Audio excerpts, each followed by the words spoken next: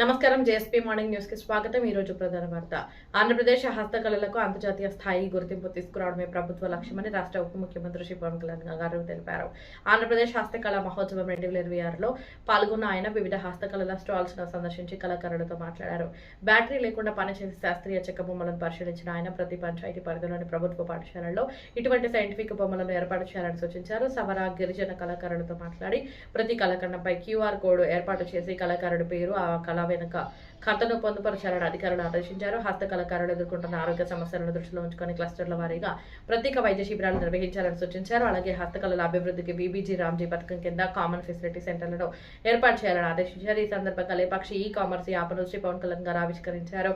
దీంతో రాష్ట్ర హస్తకళ ఉత్పత్తులకు ప్రపంచవ్యాప్తంగా మార్కెటింగ్ అవకాశాలు లభించనున్నాయి. అలాగే గుంటూరు, కాకినాడ లేపాక్షి షోరూంలో రాజమహేంద్రవరం విమానాశ్రయంలో ఏర్పాటు చేసిన నూతన షోరూంను వర్చువల్ గా ప్రారంభించారు. ఎకో టూరిజం, టెంపుల్ టూరిజం తరహాలో హస్తకళల పర్యాటకాన్ని అభివృద్ధి చేస్తామని ప్రతి కళాకారుడికి గుర్తింపు తీసుకొచ్చేలా ప్రభుత్వం చర్యలు చేపడుతుందని శ్రీ పవన్ కళ్యాణ్ గారు స్పష్టం చేశారు.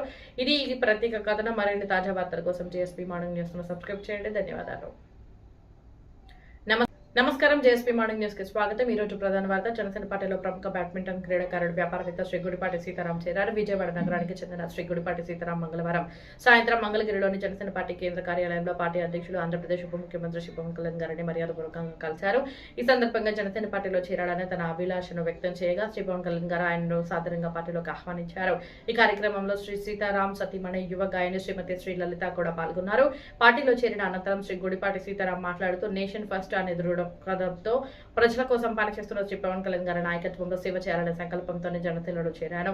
పార్టీ సిద్ధాంతాలకు ఆశయాలు కట్టుబడి ప్రజాసేవలో చురుకుగా పనిచేస్తారని తెలిపారు. విజయవాడకు చెందిన ప్రముఖ క్రీడాకారుడు వ్యాపారవేత్త జనసేనలో చేరడం పార్టీకి మరింత బలం చేకూరుస్తుందని పార్టీ శ్రేణులు అభిప్రాయపడుతున్నాయి. ఇది ఈ వార్తకు సంబంధించిన పూర్తి వివరాలు. మరిన్ని తాజా రాజకీయ, సామాజిక మరియు రాష్ట్ర వార్తల కోసం జేఎస్పీ మార్నింగ్ న్యూస్ ను వీక్షిస్తూ ఉండండి. నమస్కారం. జేఎస్పీ మార్నింగ్ న్యూస్ కి స్వాగతం. ఈ రోజు ప్రధాన వార్త. అగ్రిగోల్డ్ బాధితులకు వచ్చే 6 నెలల్లో సంపూర్ణ న్యాయం చేస్తామని రాష్ట్ర ప్రభుత్వం స్పష్టం చేసింది. అగ్రిగోల్డ్ సమస్య పరిష్కారానికి నియమించిన మంత్రుల సబ్ కమిటీ సమావేశం అనంతరం రాష్ట్ర ఆహార, పౌర సరఫరాల శాఖ మంత్రి శ్రీ నాదెండ్ల మనోహర్ గారు కీలక వివరాలు వెల్లడించారు.